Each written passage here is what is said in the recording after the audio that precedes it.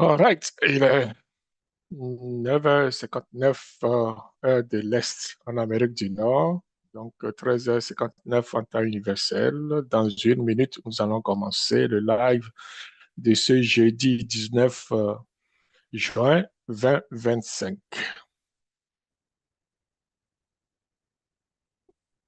Alors, je me prépare, je vais chercher mes diapos. Donc voilà, aujourd'hui on va être pile à l'heure, on va commencer très tôt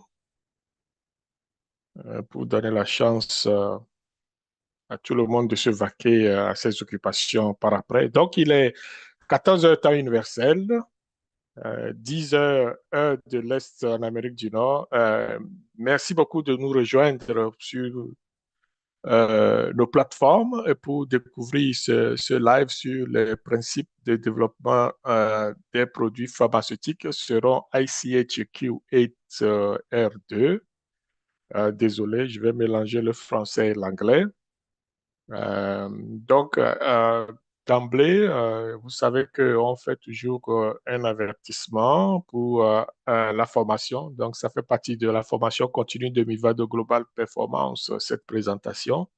Et le contenu est sous la protection ou sous la revendication et est la propriété directe de Mivado Global Performance et de son présentateur qui est moi-même Cossimolé.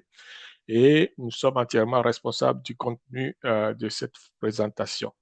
Et toute question, commentaires, etc., peuvent être nous adresser à Mivado, à commercialmivado.com, où vous allez voir sur nos plateformes et puis sur notre site web toutes les informations de contact.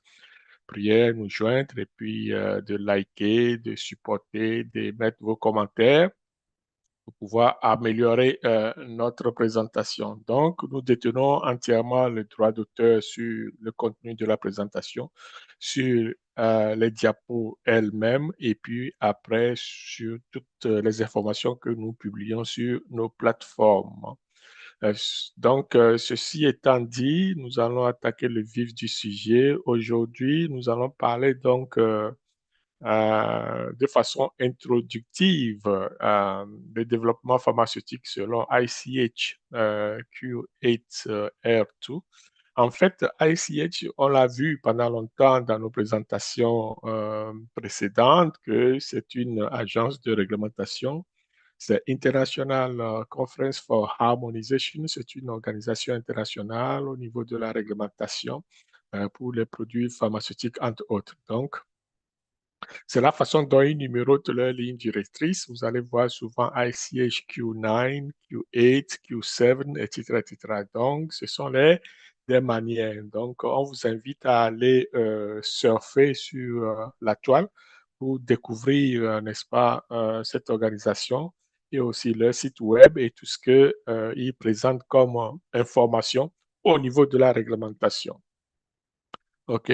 Donc, aujourd'hui, euh, nous allons voir le développement pharmaceutique, comme je l'ai dit, mais de façon à effleurer l'introduction. Et c'est pour ça que nous avons dit que c'est une partie, première partie de cette présentation sur le développement pharmaceutique, l'introduction. Parce qu'on ne va pas rentrer dans les détails aujourd'hui, mais par après, on pourra décortiquer toutes les lignes directrices de ICHQ9 et Q8 plutôt, pour aller voir exactement qu'est-ce que ça contient, comment on peut l'appliquer et puis quels sont les tenants et les aboutissants de ces lignes directrices. C'est très important de comprendre ça pour pouvoir développer nos produits pharmaceutiques, surtout dans le monde et puis à travers le continent. Donc, le développement pharmaceutique est essentiel pour garantir la qualité et l'efficacité des médicaments. Cette présentation s'inscrit donc dans la suite logique de ce que nous avons initié au départ pour notre jeudi qualité. Donc, ce qui va faire qu'on va parler de la ligne directrice elle-même, c'est-à-dire ICH Q8R2 et son impact sur le processus de développement des produits pharmaceutiques. Donc, comme je le dis aujourd'hui, nous allons voir la première partie, c'est juste l'introduction.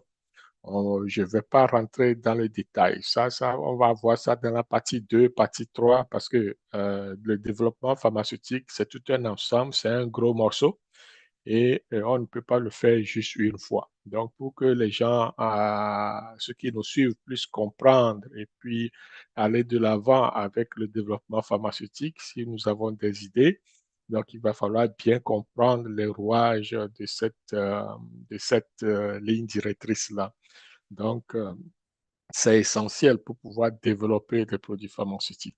On peut le faire de façon aléatoire, mais il faut comprendre que les gens se sont pensés pour avoir des méthodes scientifiques, pour mettre en place des méthodes scientifiques, des éléments essentiels que nous devons présenter lorsque c'est le temps de faire enregistrer le produit. Donc, ce sont des informations qui seront très importantes à, à je dirais, à produit lorsque on sera à même de demander, par exemple, une autorisation de mise en marché ou alors la licence de produit, ou alors même pour approuver le produit dans tel pays ou dans telle juridiction, on a besoin de ces renseignements-là. Et tous ces éléments sont contenus, en fait, dans cette ligne directrice-là qui nous donne une méthode scientifique, une méthodologie scientifique éprouvée pour bien faire notre développement pharmaceutique.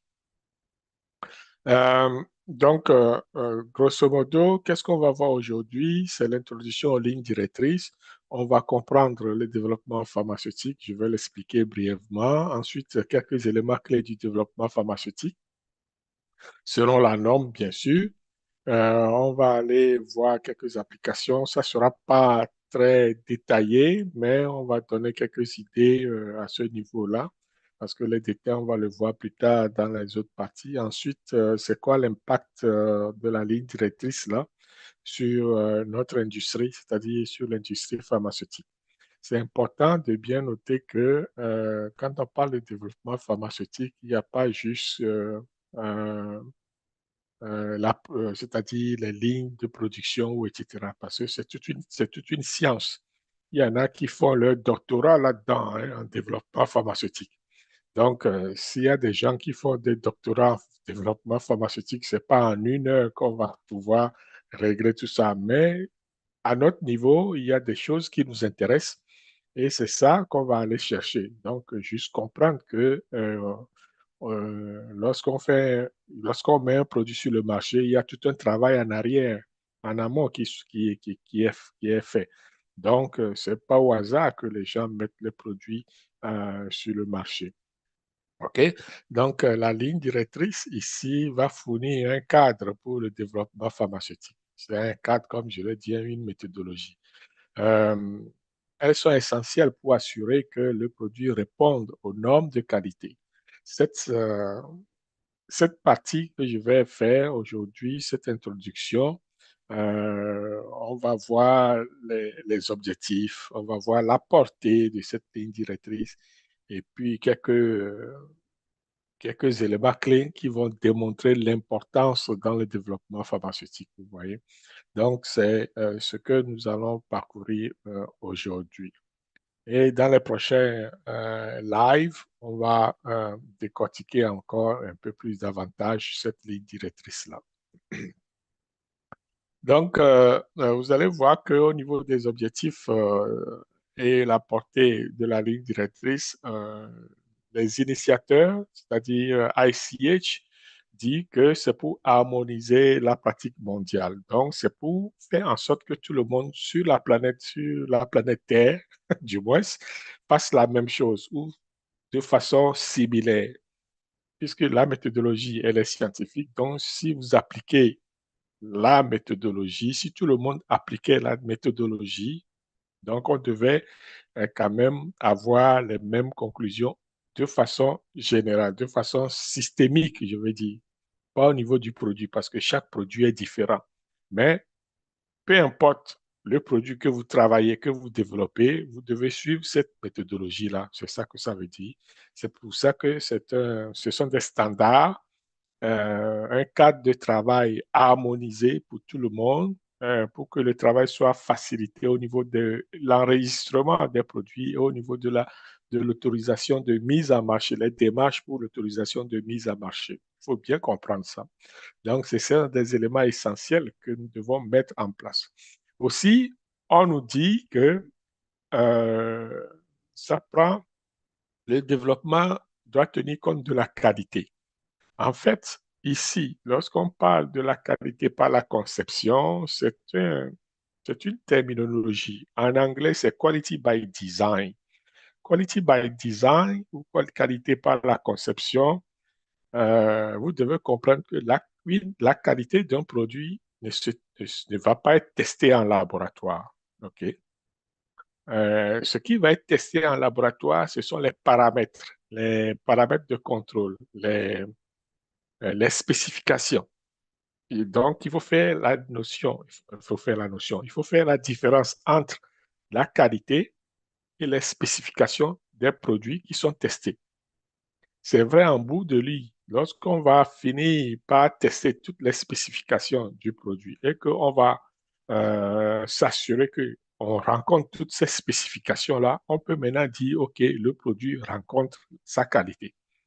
Mais au niveau de la norme ICHQ 8, ce qu'on nous dit, c'est que nous devons bâtir la qualité à travers le processus. OK?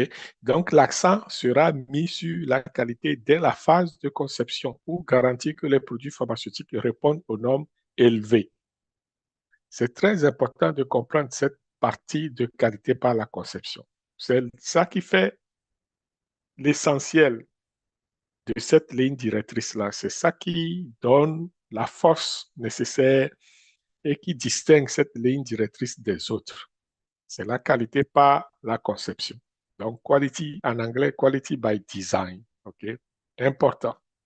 L'autre élément, c'est le processus de développement. Là, on vient mettre en place des lignes directrices qui vont s'appliquer, qui vont s'appliquer à tous les aspects donc, du développement pharmaceutique de la recherche initiale à la commercialisation.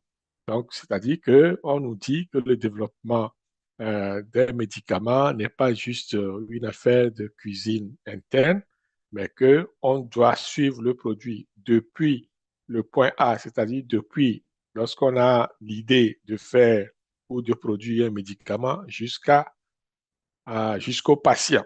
Donc, c'est tout ça qui constitue le cycle de vie donc, du développement euh, des produits pharmaceutiques. Donc, c'est vaste, c'est gros. C'est pour ça qu'une seule personne ne peut pas le faire. À moins que vous êtes automatisé et puis vous avez des machines, des robots, etc. En aucun cas, vous n'êtes pas seul. Vous avez des robots, des assistants pour vous aider. Donc, c'est essentiel de comprendre ces notions-là.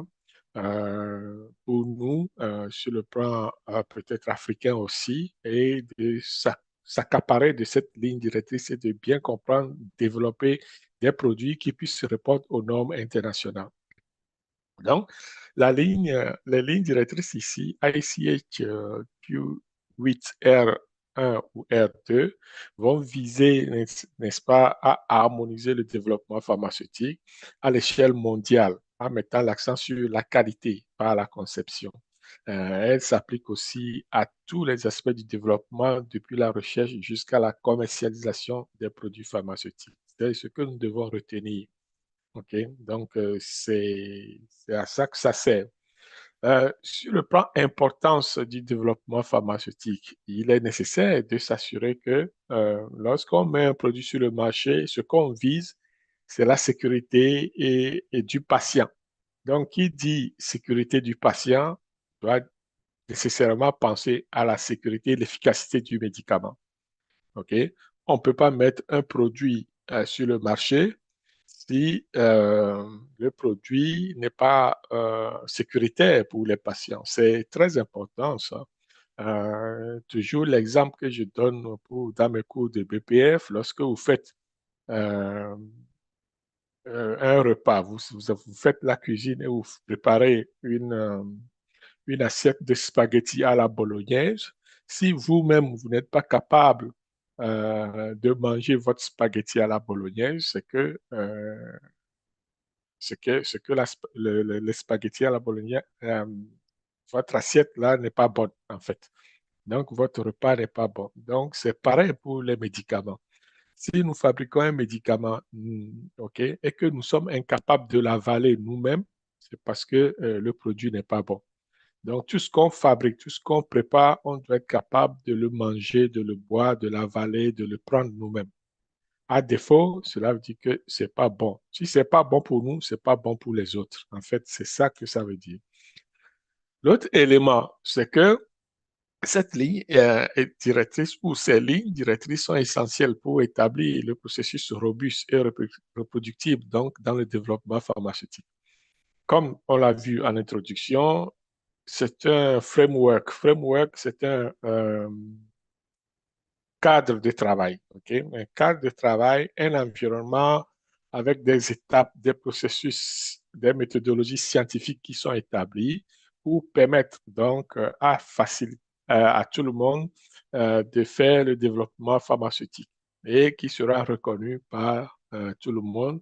Et lorsqu'on suit ces développements, enfin ces méthodologies, on doit être capable de garantir la qualité du produit en bout de ligne. Donc, c'est ce que je disais tantôt, mettre les patients en confiance. Donc, à la fin du processus, ces lignes directrices vont nous permettre de mettre les patients en confiance parce que, évidemment, on a suivi des méthodologies strictes qui permettent de garantir la qualité, de garantir la sécurité et de garantir l'efficacité de notre produit, de notre médicament.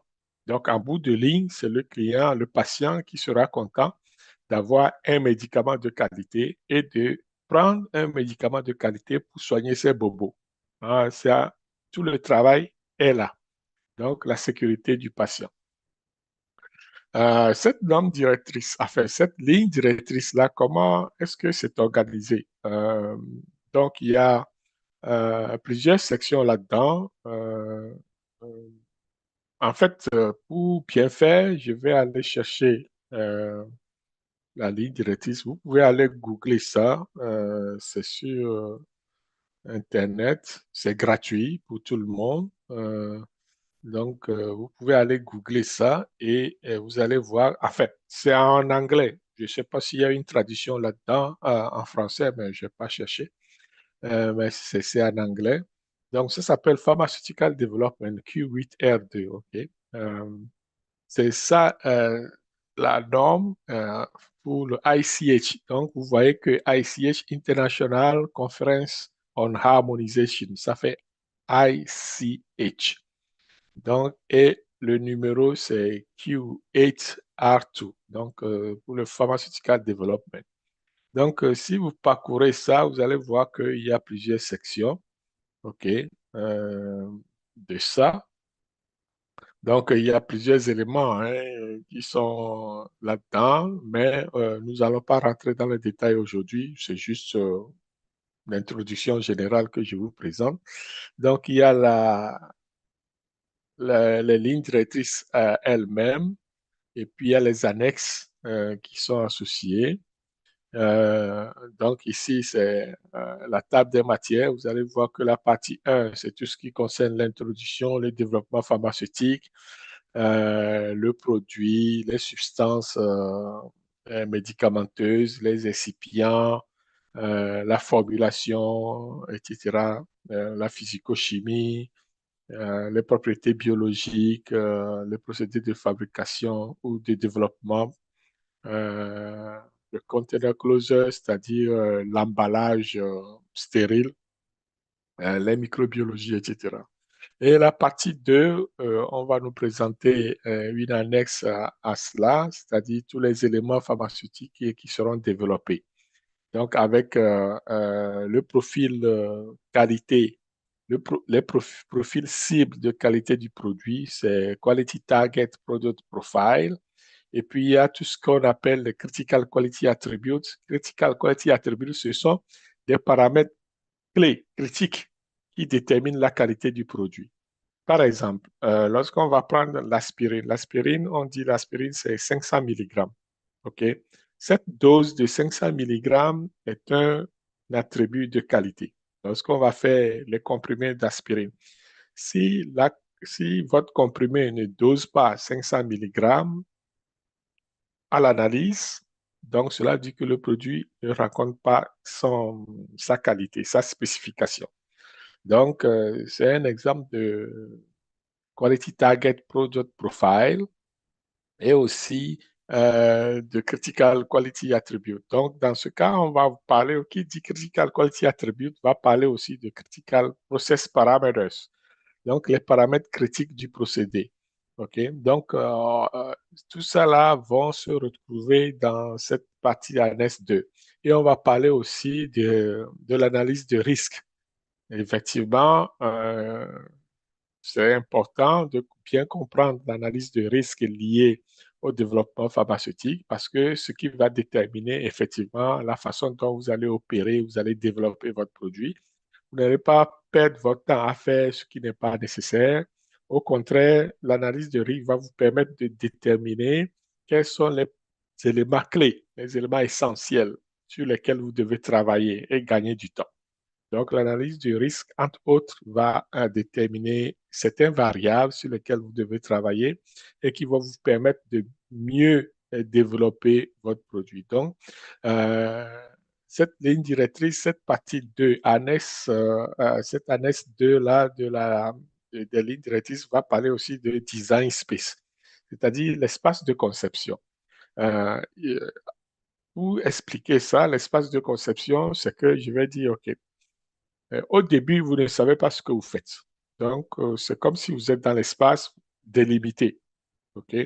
Ça peut être, mettons, une surface terrestre, 100 mètres, 100 mètres carrés. Donc, on va dire que votre espace de travail, c'est 100 mètres carrés. Au fur et à mesure que vous allez développer votre produit, vous allez acquérir des connaissances sur le produit, sur la façon dont ça s'opère, la façon dont ça réagit, etc. Donc, au fur et à mesure que vous faites ça, vous allez peut-être augmenter votre espace de travail ou alors diminuer votre espace de travail parce que vous êtes habitué, vous comprenez mieux le procédé. Donc, c'est ça, entre autres, de façon vulgaire, j'ai expliqué le design space. Donc, prenez ça au niveau du produit. Vous allez voir qu'au début, vous allez avoir des spécifications qui sont assez larges. Et au fur et à mesure que vous accumulez des connaissances sur votre procédé, sur le produit, etc., vous réduisez les paramètres, les spécifications pour avoir quelque chose de bien précis à la fin de votre développement. Donc ça, c'est toute une science, c'est toute une méthodologie qui est décrite donc, dans cette ligne directrice-là. Ensuite, il y a ce qu'on appelle le control stratégie. Control stratégie, là, c'est la stratégie de contrôle, tout simplement en français. Donc, vous allez développer ce qu'on appelle cette stratégie-là. Comment est-ce que vous contrôlez le produit? Comment est-ce que vous contrôlez le procédé? Comment est-ce que vous contrôlez même ce qui opère sur les lignes de production? Donc, comment est-ce que vous maîtrisez la contamination croisée? Comment est-ce que vous maîtrisez la contamination extérieure? Il y a plein d'éléments qui rentrent en jeu, qui font que ça devient quand même assez lourd dans le sens où il y a beaucoup de choses à faire. Donc, c'est faisable, hein, c'est ce que tout le monde fait lorsqu'on fait du développement pharmaceutique. Donc, c'est essentiel de connaître tous ces éléments-là. Donc, c'est ça. Après tout ça, donc, il y a toutes les formations qu'on doit colliger pour pouvoir avoir notre dossier maître de fabrication, comme on l'appelle, Drug Master File, comme on va le soumettre donc aux autorités réglementaires. Donc, ce sont en fait la finalité de l'application de cette norme-là et du développement pharmaceutique. Toute la conclusion va se retrouver dans ce document qu'on appelle document maître du produit, Drug Master File. OK, c'est un ensemble de documents qui vont démontrer la façon dont vous avez fait votre développement, comment vous avez fait la qualification, les analyses de risque, comment vous avez déterminé les paramètres critiques du procédé, comment vous avez déterminé ou quels sont les paramètres de qualité du produit, etc., etc. Donc, tout ça, c'est rassemblé. S'il y a la validation, effectivement, sur des produits pharmaceutiques, donc, il va y avoir la qualification et la validation du procédé. Donc, tout ça, c'est regroupé dans ce que nous appelons Drug Master File. Donc, c'est ça qui sera soumis aux autorités réglementaires pour approbation. Donc, sera fait le tour donc, de la structure. On reviendra là-dessus. Donc, je vais revenir peut-être partie 2 ou partie 3 dans les détails même de tous ces éléments. On va voir point par point qu'est-ce que ça implique et qu'est-ce que nous devons faire à ce niveau-là. Donc, au niveau des sections du document, je crois que vous pouvez aller compléter ça vous-même en googlant le document et peut-être commencer par le lire pour avoir des idées plus avancées là-dessus. Mais ne pas oublier que au niveau pharmaceutique, le développement, pas le développement, mais la documentation est très, très importante. OK? Donc, on exige que tout ce qu'on fait soit documenté. Et d'ailleurs, c'est une règle des bonnes pratiques de fabrication. Un document détaillé est exigé, donc ce qui est spécifique donc aux matières et aux produits. Donc chaque document doit être spécifique au produit ou à la matière qu'on développe. Donc et c'est approuvé par les personnes compétentes qui sont en place. Ok. Donc aussi au niveau de cette norme, euh, on vient de le souligner, l'approche qualité est très très mise en avant. Donc, c'est parce qu'on veut miser sur la qualité. Donc, le document ICHQ 8R1 ou R2 est structuré donc, en plusieurs sections. On l'a vu tantôt, chacune abordant des aspects clés du développement pharmaceutique. Donc, le document va couvrir les exigences en matière de documentation, les approches de qualité, et les considérations de gestion des risques, okay, fournissant ainsi une vue d'ensemble complète. Donc, c'est tout à fait normal qu'on ait ces éléments-là parce qu'il y en a où des gens ont éprouvé des processus, ont adopté des façons de faire, ce qui finalement a conduit donc à mettre en place euh, cette ligne directrice-là.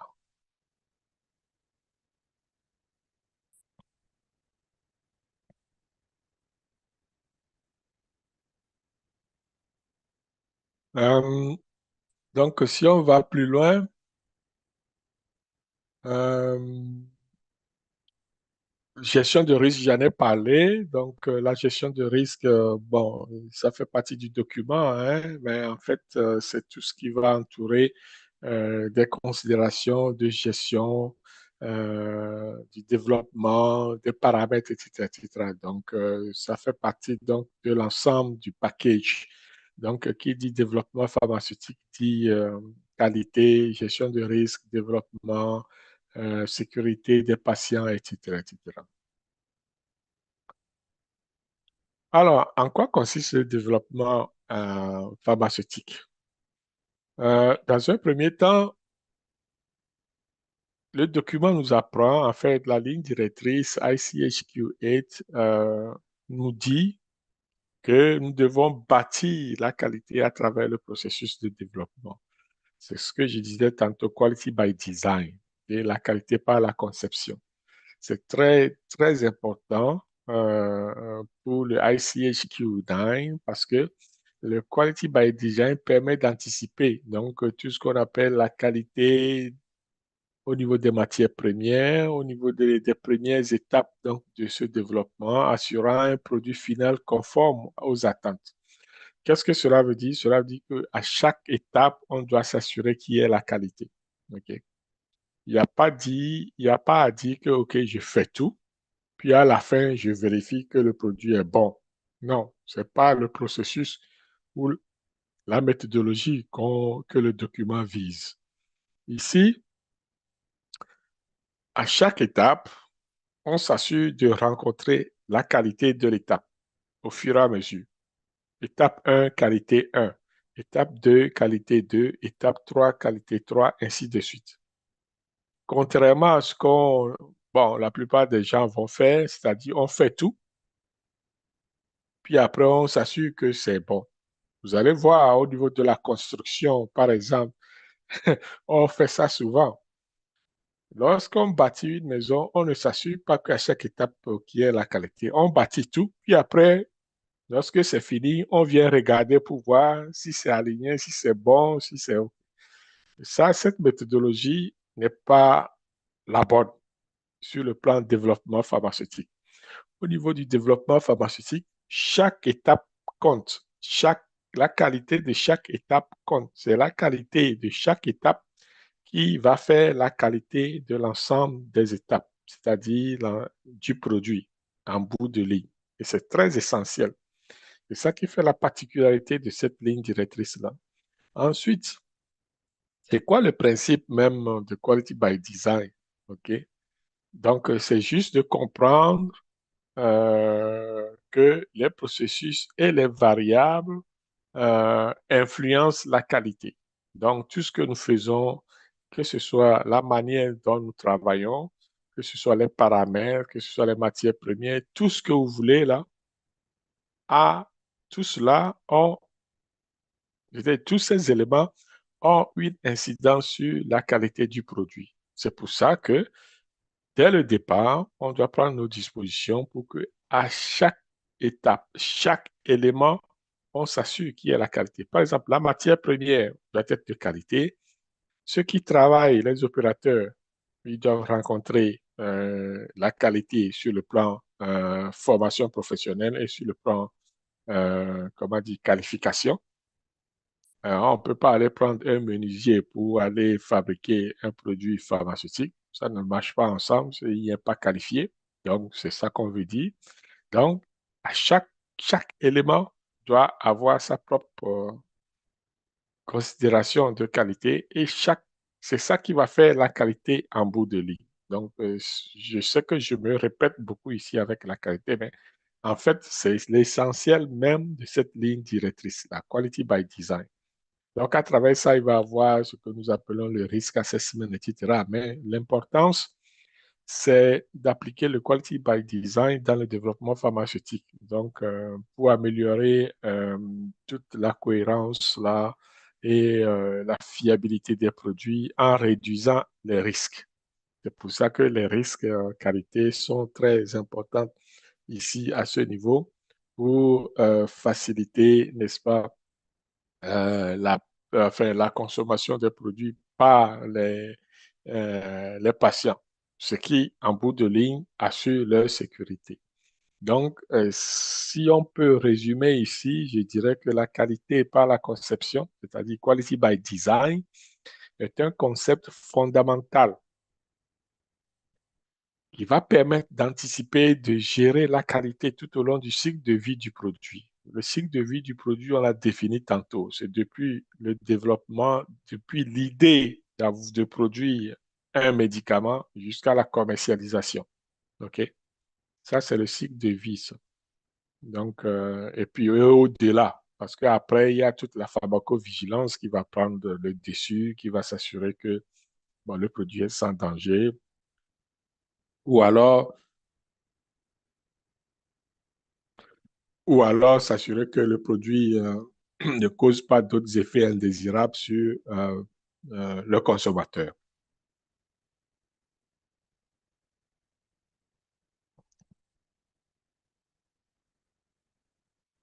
Donc, l'approche systématique et scientifique de cette méthodologie, enfin de cette ligne directrice, va s'articuler sur l'importance euh, donc des façons de faire.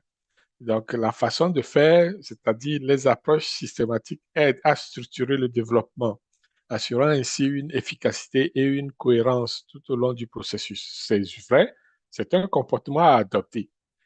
On applique cette méthodologie, il y a un comportement qui va avec. On ne fait pas ce qu'on veut, on doit s'aligner avec la ligne directrice, on doit respecter scrupuleusement les étapes, faire ce qui doit être fait, euh, documenter sérieusement ce qui est fait et présenter tout ça sous forme de rapport.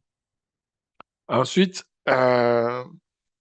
C'est vrai que différentes méthodologies comme l'analyse des données et la recherche expérimentale sont appliquées pour garantir des résultats fiables et valables, mais ce qui n'empêche que ce sont des sous-éléments qui font partie donc de ce que nous appelons quality by design ou la qualité par la conception. OK? Donc, c'est très important d'utiliser ces outils euh, d'analyse appropriés qui vont permettre d'évaluer les données et de prendre des décisions éclairées basées sur des faits. Cela veut dire qu'on ne veut pas avoir des décisions aléatoires, etc. Mais parce que lorsqu'on fait, on applique la méthodologie, c'est sûr que étape par étape, il y a des choses qui vont intervenir, qui seront faites. Il y a des éléments, des observations qu'on va faire, etc. Donc, tout cela doit être documenté et ces données vont nous permettre de prendre des décisions en bout de ligne. Donc, ce sont des approches, comme je l'ai dit au début, systématiques, scientifiques, qui seront nécessaires pour établir des processus de développement efficaces. OK? Donc, ces méthodologies, bon, sont décrites dans la ligne directrice elle-même. OK? Donc, c'est ce qui va permettre d'assurer la qualité du produit en bout de ligne. Donc, quelques exemples pratiques de développement pharmaceutique. En fait, on va voir que, je ne sais pas si je vais rentrer dans les détails, mais ce qui est sûr, c'est que euh, dans les prochains jours, enfin, les prochains jours, c'est trop dit, euh, dans mes prochains lives, je vais revenir sur le développement pharmaceutique, puis je vais donner des exemples précis où on va faire une étude de cas pour montrer tous les paramètres critiques ou toute la méthodologie euh, qui doit être appliquée pour pouvoir développer un produit pharmaceutique. Donc, qui sera basé effectivement sur le quality by design. Parce que lorsqu'on dit comme ça, quality by design, la qualité par la conception, c'est un peu abstrait. Et je l'avoue, c'est abstrait, mais ça prend des exemples précis pour aller démontrer ce qu'on veut dire par la quality by design. Okay? C'est toute une démarche procédurale qu'on met en place. Il y en a qui vont même développer des procédures pour soutenir leur façon de faire, étant donné que nous sommes en BPF et tout doit être documenté. Tout ce qui est documenté doit être vérifié, approuvé. Ce qui n'est pas documenté, bon, ça peut être une rumeur, si tu l'as documenté, mais tu ne l'as pas fait, bon, c'est une falsification. Comprenez? Donc, ça, c'est le principe de base même des bonnes pratiques de fabrication. Et à travers ça, on a tous les éléments donc, de quality by design qui est en amont. Donc, il y en a qui vont considérer ça comme étant des pratiques BPF. Il y a d'autres qui vont dire non, comme c'est du R&D, c'est pas encore du BPF. Ça dépend. Il y a plusieurs écoles là-dedans.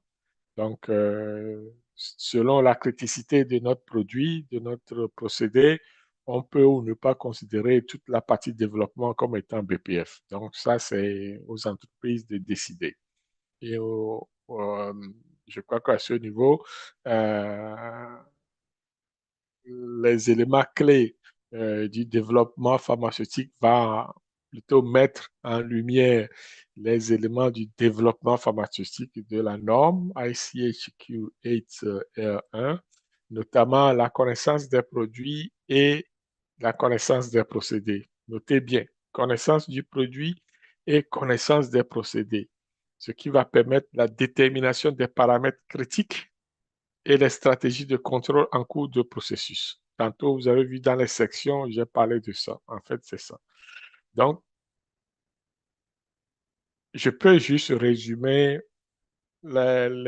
cette ligne directrice ICHQ8R1 comme étant une méthodologie scientifique qui va nous permettre de connaître davantage notre produit, connaître davantage le procédé de fabrication du produit, développer des critères de qualité ou les attributs de qualité et aussi déterminer les paramètres critiques de notre procédé. Et le tout sera couronné par quoi? Une stratégie de contrôle, tout simplement. Donc, Si on doit le schématiser, c'est ce que nous devons avoir en bout de ligne. Connaissance des produits, on va parler de ça. Quand on parle de connaissance de produits, qu'est-ce qu'on veut dire par là? Donc, en fait, on veut s'assurer que les acteurs ou ceux qui font le développement maîtrisent leurs produits. OK? Avoir une connaissance approfondie des produits et des procédés est crucial pour garantir la qualité et l'efficacité des médicaments développés. C'est-à-dire que lorsque je fais un développement pharmaceutique, je dois être en mesure de prédire, de comprendre tout ce qui peut arriver avec le produit, dans n'importe quelle condition. OK?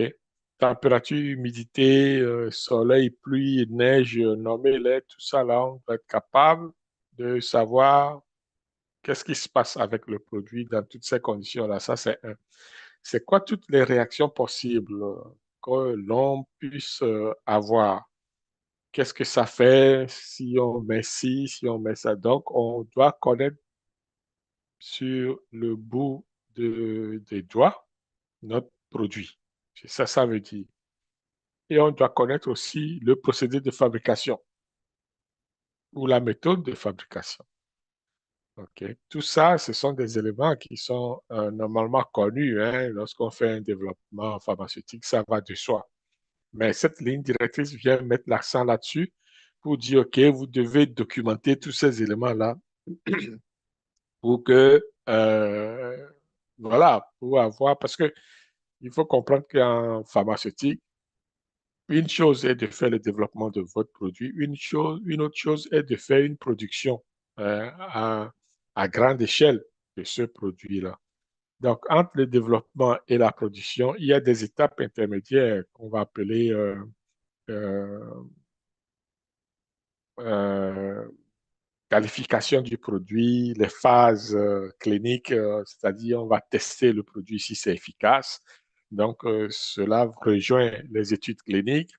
On va faire la validation du procédé, on va faire la validation des nettoyages. Il y a plein de choses à faire avant de commercialiser le produit. Vous voyez?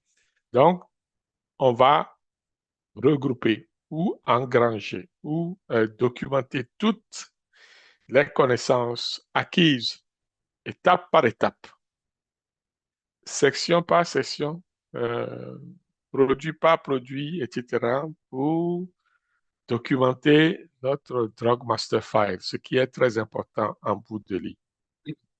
Donc, ne pas perdre de vue que ces éléments sont essentiels. Donc, connaître le produit, ça veut dire tout ça, sur tous les plans. Donc, on doit être capable de démontrer c'est quoi les attributs de qualité, c'est quoi les paramètres critiques du procédé, c'est quoi, est-ce que la validation a été réussie, etc., etc. Donc, tous ces éléments viennent renforcer donc ce que nous appelons connaissance des produits.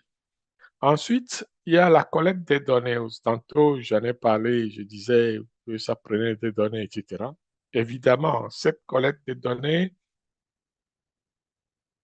en fait, vous ne pouvez pas faire la différence entre connaissance et données. Parce que qui dit connaissance, en fait, c'est à partir des données. Donc, s'il n'y a pas de données, comment allez-vous acquérir des connaissances? Il n'y a pas d'acquisition de connaissances sans des données. Les données se présentent sur n'importe quelle forme, hein. Ça peut être des données sensorielles, ça peut être des données de toucher, ça peut être des données physiques, prenez, nommez-les. Donc, sans les données, il n'y a pas de connaissance. Même quand vous prenez un bouquin et que vous lisez un bouquin, ben, tout ce qui est dans le bouquin, ce sont des données. Et ce sont l'ensemble de ces données-là qui va constituer votre connaissance, parce que ce sont des données nouvelles que vous apprenez, etc., etc. Donc, sans la collecte des données, il n'y a pas de connaissance. Donc, tout, lorsqu'on dit de bien connaître son produit, c'est d'évaluer toutes les données possibles. Je l'ai dit tantôt, vous devez connaître sur le bout de votre doigt les réactions que peut avoir votre produit dans n'importe quelle circonstance, etc., etc. Du début à la fin. Qualité, procédé, études cliniques, nommez-les, les analyses au laboratoire, les spécifications, tout, tout, tout, tout, tout, tout, tout. Donc, la collecte des données pertinentes tout au long du développement permet d'identifier les tendances et d'optimiser le processus, évidemment. Ensuite, il y a l'optimisation des procédés. Donc, ce qu'on veut, on veut avoir un procédé rentable, efficace. Euh, donc, on ne veut pas perdre de la matière non plus. C'est pour ça qu'à la fin du procédé, on calcule toujours un rendement de production. Le rendement, si vous avez mis, enfin, selon Avogadro en chimie, les chimistes savent bien, rien ne se perd, rien ne se crée, tout se transforme. OK? Donc, si vous prenez 1 kilogramme de sucre au début pour votre procédé, et à la fin, vous vous retrouvez avec 50 grammes, donc vous partez d'1 kilo et à la fin, vous êtes à 500 grammes à la fin du procédé, cela dit que vous avez perdu 500 grammes quelque part. Alors, où est parti les 500 grammes? Ça, pour nous, au niveau des pharmaceutiques et puis des autres, on va vous demander des comptes à rendre. Les 500 grammes ne peuvent pas disparaître comme ça. Donc, vous devez expliquer où c'est passé. Donc, c'est ça qui fait que pour éviter les pertes au niveau des productions, etc., on va mettre en place, grâce à la connaissance des données, grâce à, non, grâce à nos connaissances du procédé, etc., et grâce à l'accumulation des données, prédit si le procédé est optimal ou pas, si le procédé est optimisé ou pas. Donc, ce sont des exemples. On peut se baser sur l'optimisation de procéder en observant aussi le produit fini. Est-ce que le produit fini a la dose requise, etc., etc. Donc, il y a plusieurs paramètres aussi qui vont agir sur l'optimisation des procédés, en commençant par la qualité du produit et puis nos connaissances sur le produit et le procédé et puis la collecte des données. Donc, il faut avoir cette compréhension approfondie là des produits et des procédés. C'est très essentiel pour un développement pharmaceutique réussi, tout simplement. Donc, l'importance, c'est de collecter, d'analyser les données pertinentes, OK? Donc, qui vont nous servir tout au long du cycle de vie du produit. Donc, on a parlé des connaissances, on a parlé de collecte des données, on a parlé d'optimisation des procédés. Maintenant, on va parler de la détermination des paramètres critiques. Donc, si vous me suivez bien, le Quality by Design ou alors la norme ICH euh, va mettre l'accent sur la connaissance de votre procédé, la détermination, enfin, le fait de bâtir la qualité à travers le procédé et euh, déterminer les paramètres critiques. Très important. C'est quoi les paramètres critiques ici? C'est-à-dire que lorsqu'on fait une analyse du procédé, on va voir qu'il y a certains paramètres qui sont plus essentiels que d'autres. C'est-à-dire, ces paramètres-là, on ne doit pas les négliger, on ne doit pas je vais dire, on ne doit pas passer à côté de ces paramètres-là. Sinon, c'est tout le développement, toute la production qui ne sera pas juste. Donc, c'est important d'identifier ces paramètres critiques euh, au début de notre procédé, de notre développement pharmaceutique. Ce qui va impacter sûrement la qualité et la performance du produit tout au long du cycle de vie. Donc, c'est important de faire cette détermination de ces paramètres-là. Il peut y en avoir un seul, il peut y en avoir deux, ça peut y en avoir 10, peu importe, mais le fait est qu'on doit les déterminer et on doit être sûr de les avoir. OK? Les paramètres critiques.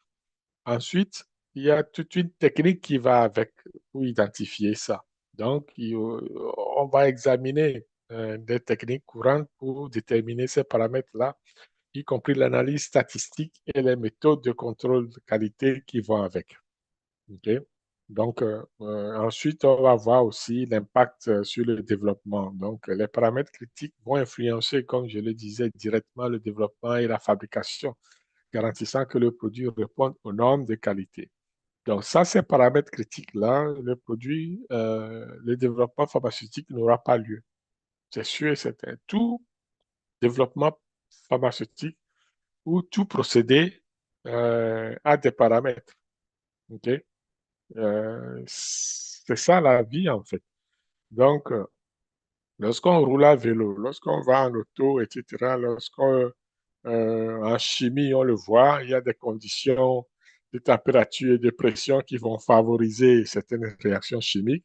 Ben, tout ça, ce sont des paramètres. Par exemple, si ça prend une température 20 degrés pour pouvoir dissoudre le sucre convenablement, ben, ce paramètre-là, il est critique pour la dissolution du sucre. C'est ça qu'on veut dire. Donc, à travers le procédé de développement des médicaments, il y a des paramètres comme ça qui sont critiques pour les étapes, etc., et qui sont critiques même pour la qualité du produit. Et c'est-à-dire des paramètres qui vont influencer la qualité du produit. Si on ne les respecte pas, le produit ne sera pas de qualité en fait. Donc, ce sont des éléments essentiels à connaître et à mettre sur place, à mettre en place plutôt, afin de s'assurer que le produit répond aux exigences de qualité et peut-être à l'autorisation de mise en marché.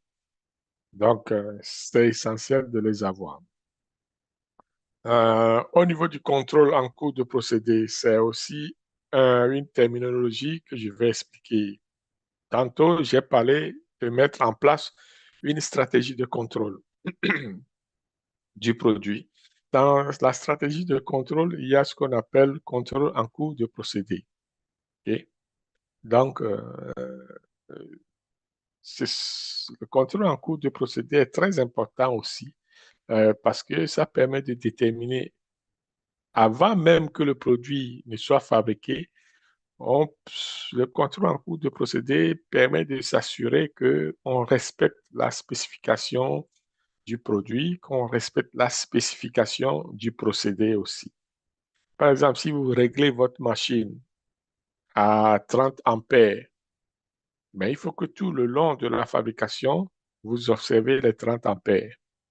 Et le contrôle en cours de procédé vient faire quoi? Vient regarder à chaque fois, à des intervalles réguliers.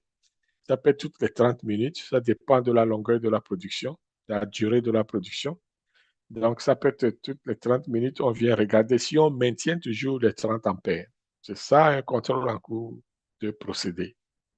Donc, jusqu'à la fin de la fabrication, vous devez maintenir les 30 ampères. OK? Et ça, c'est documenté. Donc, à chaque 30 minutes, il y a un opérateur qui vient, il regarde, l'ampèremètre, 30 ampères, il note à T3 ampèremètre 30, à T4 ampèremètre 30, à T6 ampèremètre 20.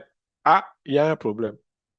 Vous voyez? Ou ampèremètre 0. Ah, pourquoi c'est 0? Il n'y a plus de courant qui passe. Donc, il y a un problème. On arrête, on fait des investigations, on répare, on fait ci, on fait ça. Donc, c'est à ça que ça sert le contrôle en cours de fabrication pour surveiller la fabrication pour que tout aille bien, pour qu'il n'y ait pas de problème et que le produit rencontre ses spécifications. Okay? Donc, le contrôle nous permet de respecter plutôt les normes de qualité, assurant ainsi le produit est fiable. Donc, le contrôle en cours de procédé fait partie intégrante donc, de la stratégie de contrôle qu'on va mettre en place. Okay? Donc, il y a d'autres contrôles, par exemple des analyses, des observations, des tests, collecte des données, analyse statistique des données, etc., etc. Donc, il y a dépendamment de notre produit et de la connaissance que nous avons de notre produit, on peut bâtir cette stratégie de contrôle pour assurer la qualité du produit.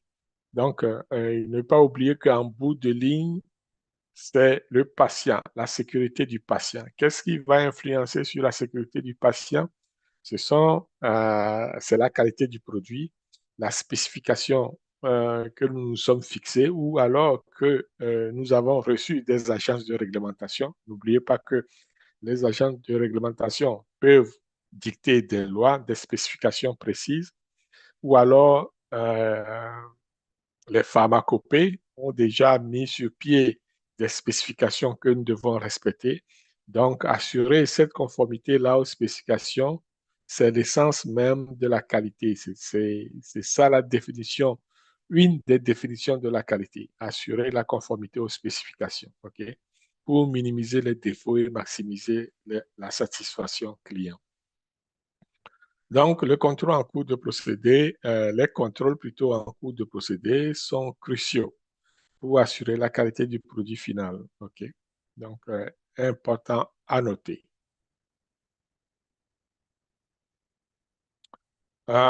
Quelques études de cas. Ici, je vais aller sommairement parce que je vais réserver euh, tout, tout le côté technique et pratico-pratique pour mon prochain live qui va être plus détaillé au niveau euh, de toutes les terminologies et de toute la méthodologie de développement pharmaceutique. Mais aujourd'hui, on va aller de façon sommaire. OK? Donc, d'abord, le principe de formulation. Euh, donc, le principe de formulation inclut la cession des ingrédients, la stabilité et l'efficacité des produits pharmaceutiques. Euh, c'est important. Je sais que dans nos lives précédents, ceux qui nous suivent et qui sont peut-être en retard sur les lives, bon, je vais vous conseiller d'aller écouter nos lives précédents parce que tous ces éléments ont été déjà abordés. Stabilité, ingrédients, que ce soit ingrédients à base de nos plantes traditionnelles, etc., etc. On a déjà abordé ces faits-là. Euh, L'efficacité du produit, etc., les BPF. Donc, comprendre que au niveau de la formulation, ce sont ces éléments de base que nous allons utiliser. OK? Parce que la formulation, c'est quoi? C'est mettre les éléments ensemble pour pouvoir développer un produit. Le produit va avoir une formulation. Ça prend quoi? Par exemple, si on fait euh, une sauce spaghetti, ça prend l'eau, ça prend la tomate, les oignons, etc. Les ingrédients, c'est ça. C'est tout ça qui va faire qu'on va avoir une formule, une recette. OK? Et la recette sera appliquée à chaque fois qu'on veut fabriquer le produit. Donc, on va baser sur ça. Mais au niveau du recherche et développement, on va d'abord parler de la formulation. Et la formulation, c'est l'élément de départ pour avoir une recette. Parce qu'au départ, on ne sait pas ce que ça va donner. Donc, on va faire essai-erreur, on met les ingrédients ensemble, on formule quelque chose, on regarde si ça marche. Si ça marche, donc, on a une recette. Si ça ne marche pas, on recommence la formulation, ainsi de suite. Ensuite, il y a les études de cas réussis, donc que nous allons examiner peut-être plus tard. Et puis, sécurité et efficacité, donc, qui sont des aspects cruciaux de chaque formulation, vont garantir la santé des utilisateurs. Donc, quelques exemples. Euh, Au niveau de la qualité, nous allons voir que les contrôles de qualité standardisés sont essentiels pour assurer la conformité, OK, aux normes de qualité pendant le processus de fabrication. Il y a aussi tout ce que nous appelons les inspections en temps réel. OK. Les inspections en temps réel vont permettre de détecter les défauts immédiatement. Ça, c'est surtout en cours de fabrication aussi. Au niveau de notre stratégie de contrôle, on peut mettre en place, si le procédé le permet, des inspections en temps réel.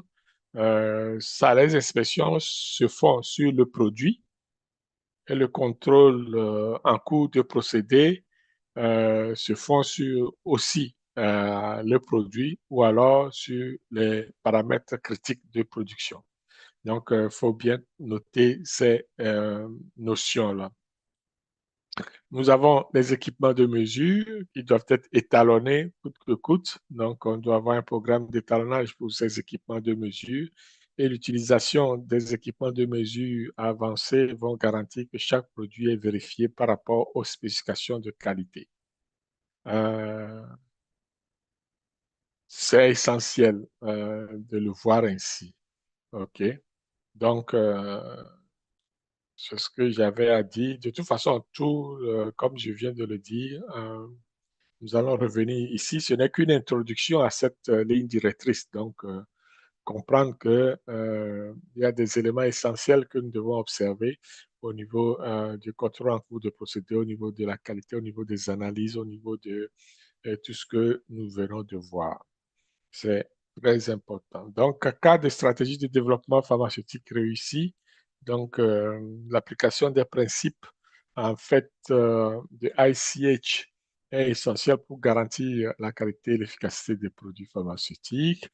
Euh, Nous allons examiner plusieurs cas d'études qui ont démontré l'efficacité des stratégies de développement dans notre futur live sur la norme ou sur les lignes directrices ICHQ 8.1. Ne vous en faites pas. Et puis, au niveau des résultats positifs, donc, nous allons démontrer que ces stratégies ont conduit à des résultats positifs renforçant la confiance dans les méthodes de développement utilisées dans l'industrie. De toute façon, je ne vous apprends rien, hein. Tout le monde a appris dans sa vie d'Afalgan ou du Tylenol ou alors d'aspirine. Donc, tous ces produits-là ont été, ont suivi les mêmes lignes directrices. Donc, tout le développement pharmaceutique dont on parle aujourd'hui, en fait, aujourd'hui, ça a été érigé en normes internationales, mais à l'époque, c'était à tâtons. Donc, les gens le faisaient, on notait, échec, erreur, tout le monde fabriquait, etc. Et puis après, on se dit, bon, OK, ça prend une méthodologie scientifique pour développer les produits pharmaceutiques. Donc, c'est pour ça que la ligne directrice qui est le ICHQ 8, R1 ou R2 a été mise en place pour harmoniser donc la pratique et donner la chance à tout le monde de partir sur les mêmes règles et de faire les mêmes, enfin, de, de faire le développement pharmaceutique en se basant sur les mêmes lignes directrices qui sont des lignes directrices internationales finalement. Donc, c'est essentiel de le souligner. Euh, donc, l'autre point que nous allons aborder ici avant de clore ce live, euh, c'est l'impact des lignes directrices sur l'industrie pharmaceutique. Euh, c'est essentiel de comprendre que les lignes directrices ICHQ 8 donc, ont eu un impact significatif sur l'industrie pharmaceutique. Parce que nous allons le voir tantôt. On va discuter donc l'amélioration apportée à la qualité des produits, la réduction des risques et des coûts, OK, ainsi que des perspectives d'avenir pour l'innovation en développement pharmaceutique. C'est essentiel de comprendre que grâce à cette méthodologie, à ce cadre de travail, à cette ligne directrice, on peut améliorer substantiellement la qualité du produit. Donc, les lignes directrices ont établi des normes strictes pour éviter que les produits ne soient de mauvaise qualité. Donc, en d'autres termes, pour que les produits soient de bonne qualité. Donc, ce sont des exigences supplémentaires au niveau du développement, au niveau de la formulation, au niveau de la production de ces médicaments, pour que à chaque fois, lorsqu'on observe ces lignes directrices, on arrive au même résultat, c'est-à-dire un résultat de qualité. Étant donné que la qualité fait partie de la conception du procédé lui-même et que la qualité est bâtie à travers le processus lui-même. Donc, à la fin des comptes, ben, on obtient un produit de qualité. C'est ça, en fait, ça veut dire. Ensuite, il y a tout le processus de développement qui sont maintenant très rigoureux. OK? Ne faites pas du développement pharmaceutique qui veut. Vous devez observer les règles. Les règles sont établies et tout le monde doit les respecter. On doit tout baser sur la collecte des connaissances, la collecte des données et on doit être capable d'améliorer la qualité du produit, le procédé grâce à des connaissances acquises et ça, c'est indéniable. Donc, c'est pour structurer tous ces éléments-là que cette ligne directrice a été mise en place. Donc, ça peut être contraignant, mais en bout de ligne, on s'assure de la sécurité du patient, on s'assure de la sécurité de l'efficacité du produit et on s'assure qu'on ait des procédés performants robustes. En bout de ligne, on fait des économies des dépenses et on maximise sur les profits au niveau commercial. L'autre élément, évidemment, c'est avoir des produits plus sûrs. Donc, on ne le dira jamais assez. Un produit plus sûr, le développement pharmaceutique permet d'avoir des produits plus sûrs. Donc, les améliorations apportées grâce aux lignes directrices ont conduit à la création des produits plus sûrs, effectivement. Euh, donc, pour conclure ça, je dirais que les lignes directrices ont favorisé une meilleure qualité des produits grâce à des processus de développement plus rigoureux et basés sur des données. Vous voyez? Donc, très important. Les données, on sait que ce sont les nerfs de la guerre aujourd'hui, surtout à cette époque où le numérique prend le dessus. Donc, qui dit numérique, qui dit intelligence artificielle, va nécessairement parler donc des données. Sans les données, on n'a pas l'intelligence artificielle. Ça, c'est la triste réalité. Donc, ces nouvelles normes ont également conduit à l'efficacité accrue des produits répondant au mieux aux besoins des utilisateurs. Réduction des risques et des coûts. Quand on parle des risques et des coûts, n'oublions pas, je vais juste revenir là-dessus, que la ligne directrice nous avait enseigné que nous devons observer, pas observer, mais nous devons faire ou développer une évaluation des risques sur le produit, sur les matières premières d'abord, sur le produit ensuite, et puis sur le procédé. Donc, il y a trois, grosso modo, hein. Ça peut être quatre, parce qu'il y a aussi les risques liés aux affaires réglementaires, etc., etc., et les risques commerciaux, et les risques d'affaires, mais je vais me centrer sur trois risques fondamentaux.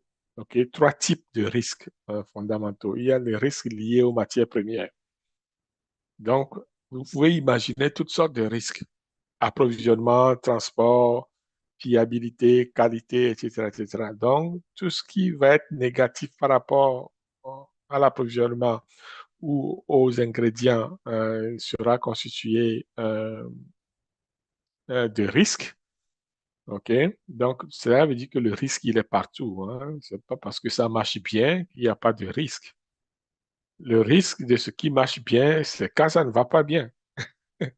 Donc, le risque, c'est ça, en fait. Il faut aller poser la question de façon négative, OK? Pour s'assurer que ça va ou ça ne va pas. Ensuite, il y a tout ce que nous appelons réduction des risques et des coûts. Donc, l'application des principes dans le développement pharmaceutique aide à identifier et à atténuer les risques potentiels dès le début. Ensuite, on doit être capable de minimiser les imprévus. OK? Donc, les risques nous permettent de minimiser les imprévus de façon stratégique. Ça, c'est très important de le souligner. Et de façon stratégique, euh, minimiser les imprévus. Donc, on doit mettre des stratégies en place pour œuvrer à réduire les imprévus et assurer une progression fluide donc, du développement des médicaments. Ensuite, il y a toute l'optimisation des ressources. OK? L'optimisation des ressources permet de maximiser l'efficacité tout en réduisant les coûts, favorisant ainsi un développement plus rapide donc, des produits pharmaceutiques. Vous voyez? Donc, c'est à ça que l'évaluation du risque va concerner. D'un autre point de vue, on va voir quelles sont les perspectives futures et innovations en développement pharmaceutique. Au niveau de l'innovation technologique, nous allons voir qu'il est essentiel que l'adoption de ces lignes directrices vont permettre d'améliorer l'efficacité et la précision donc, du développement de nouveaux médicaments. Ensuite, il y aura adaptation aux évaluations, euh, pas aux évaluations, mais adaptation aux évolutions. Les entreprises pharmaceutiques doivent constamment s'adapter aux nouvelles réglementations et découvertes scientifiques pour rester compétitifs. Nous le savons, lorsqu'on fait notre veille réglementaire, on s'assure que les éléments soient à jour, nos connaissances soient à jour et s'adapter à chaque fois aux nouvelles technologies. C'est quelque chose que on met en place régulièrement afin de ne pas être surpris par l'avancée technologique et de ne pas être dépassé aussi. Donc, toujours rester compétitif, c'est le but visé par la plupart des entreprises commerciales. Et aussi les perspectives d'avenir, donc avoir des perspectives d'avenir dans le développement pharmaceutique inclut des traitements personnalisés et des technologies de pointe pour la santé. Donc, c'est essentiel d'avoir ces éléments-là. Euh, donc, euh,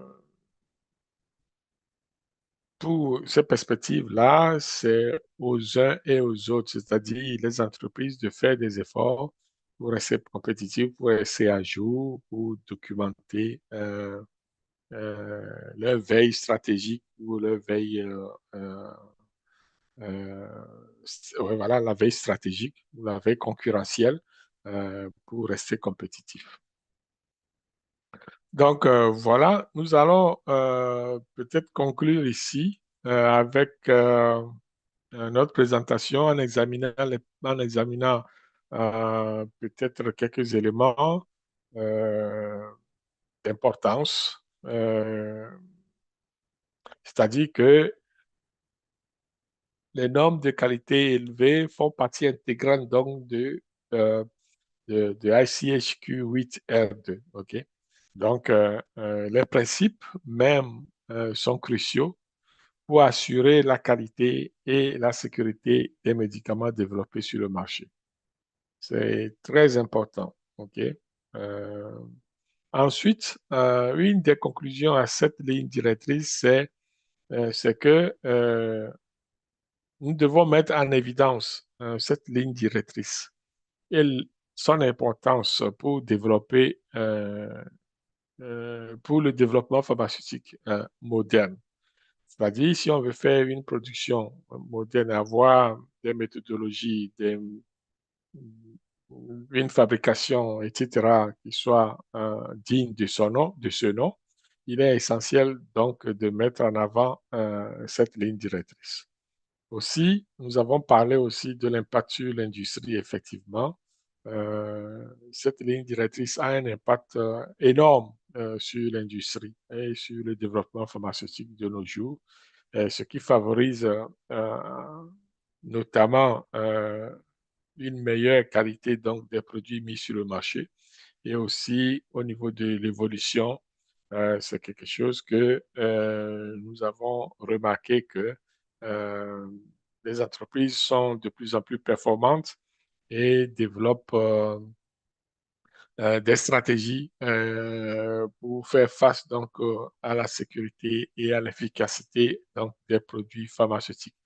Donc, ce qui fait que au niveau des perspectives d'avenir, donc nous sommes confiants que en faisant notre veille stratégique et concurrentielle, en se mettant en place euh, des connaissances des études scientifiques d'innovation, on est quand même appelé à être concurrentiel et à développer notre industrie de façon efficace.